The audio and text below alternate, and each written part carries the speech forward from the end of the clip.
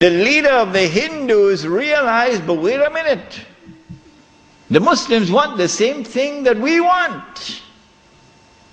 We also want the Hindus, we want to get rid of the British, and we want to restore Hindu rule over the Hindus. So there's a conversion of interest here. So Gandhi, who later became known as Mahatma Gandhi, Gandhi approached the leadership of the Khilafat movement and he said to them, listen, the same thing you want, the same thing I want. So why don't we join forces? Will you allow me to join the Khilafat movement? And guess what the leadership of the Indian Muslims did? It was revolutionary theory on their part, and we praise them tonight. They admitted, they accepted the offer of Gandhi, and they formed an alliance. And so the Khilafat movement in India now became a Hindu-Muslim alliance for the purpose of getting rid of British rule.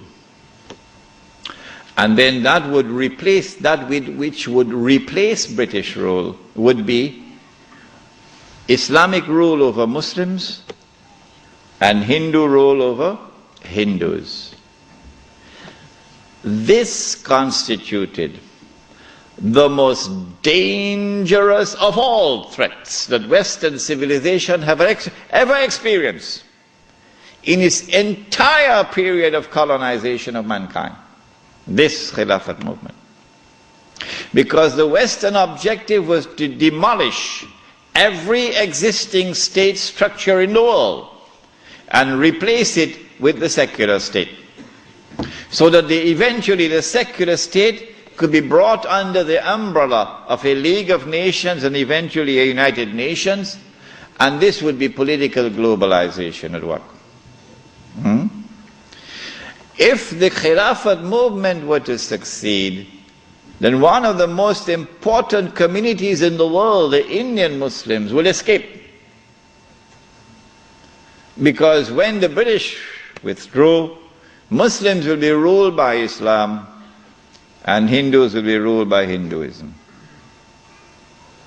Between 1920 and 1924, the Khilafat movement was building up steam at an alarming rate.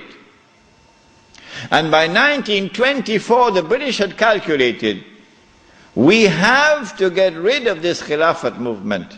And the only way we can think of now is to abolish the Khilafat.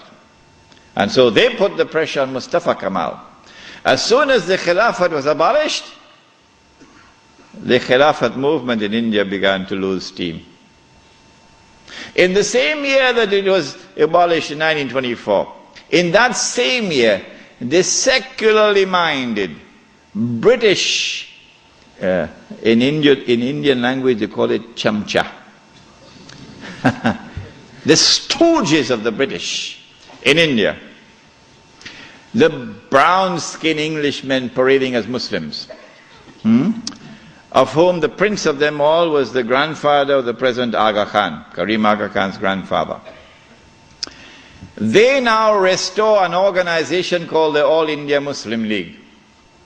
The All India Muslim League is led by men who don't know Islam and don't live Islam.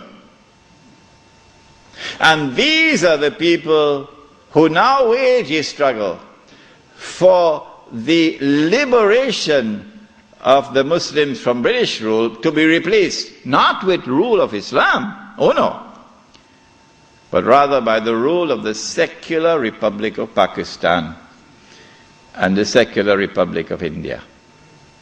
So that Pakistan and India could be embraced within the community of secular nation states. But of course you had to put a little red herring to fool the people. So you have to make it appear as though Pakistan is going to emerge as an Islamic state, but that's just dust in their eyes, to fool those who see with only one eye. And so in 1924, on the 3rd of March, the Caliphate was abolished. When the Caliphate was abolished, Sharif Hussein realized that he was in grave danger now. So long as there was a Khalifa in Istanbul, the British needed him. But now that the Caliphate was destroyed, abolished, Sharif Hussein now realizes the plan. He says, oh my gosh, they're going to send Abdulaziz ibn Saud to cut my throat now. In exactly the same way that Abdullah of Jordan is now realizing, as soon as Bush attacks Iraq, that is the end of me. So Sharif al-Hussein decides 4 days later, on the 7th of March 1924, to claim the Khilafah for himself. But when you're a client state of Britain, you can't do that. You have to first apply to the British government for permission to become the Khalifa. He didn't do that. As soon as Sharif al-Hussein claimed the Khilafat for himself on the 7th of March 1924, you're going to get all of this information in that book which is outside, the Caliphate, the Hijaz, and the Saudi Wahhabi nation state. As soon as he did that, Britain gave the green light to Abdulaziz. Attack. Within 6 months, the Saudi army of Abdulaziz ibn Saud conquered Mecca. And Abdulaziz and Sharif Hussein packed his suitcase and off he went. British took him away. This one the Americans will take out of Jordan. And so Abdulaziz ibn Saud is now in control of Mecca and eventually Medina. It's a Saudi Wahhabi alliance. Does he claim the Khilafah for himself now? No. What he does is, as soon as he enters Mecca, in 1924, October, Abdulaziz ibn Saud makes a proclamation, and they're going to hate me for revealing this to you, because nobody remembers it now. The proclamation which he makes is that this land belongs to the entire Ummah. This land belongs to the entire Ummah. I wonder how a Pakistani or a Bengali Muslim will feel when he hears that, and he's been rounded up like dogs, stray dogs, and put on trucks because he's overstayed his visa, while white-skinned Americans and British are treated like princes in the Holy Land. How will a Pakistani or Indian or Bangladeshi feel? This land belongs to the entire Ummah. And it is for the Ummah, not for Abdulaziz ibn Saud, for the Ummah to establish the government which will rule over this land. That is his proclamation in 1924. But in cricket it's called playing for time. He did this because in April of 1924, Al-Azhar University had responded to the Turkish abolition of the Khilafah. What did they do? Al-Azhar University declared that this was bid'ah and haram to abolish the Khilafah. And therefore we must respond to it. And the response of Al-Azhar is that we must have a mu'tamar, a conference, which would meet and which would appoint a new Khalifa. As soon as Al-Azhar issued this proclamation, you could see how Britain was trembling. The British government can't digest their food now. They've got to plan some counter strategy to the initiative of Al-Azhar University. The counter strategy is that Egypt is itself not a free country. It may appear free, but Britain really has control over Egypt.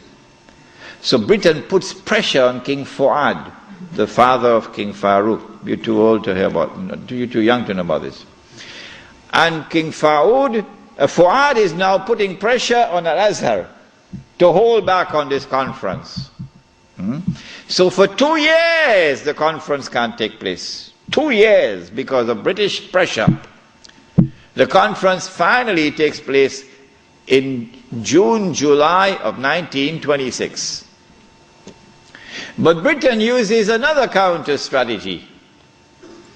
She gets Abdulaziz ibn Saud in Mecca to also convene a conference of the world of Islam in Mecca at the time of the Hajj, which is May of 1926. And then Britain and Russia and France and China and all the major powers in Europe all get to work. Massive intervention in the affairs of the world of Islam to ensure that the Cairo conference does not succeed in winning a representative gathering, and that the Mecca conference gets all the Muslims attending it. And they succeeded. The Cairo conference, organized by Al-Azhar University, becomes an essentially Arab conference, because non-Arabs are hardly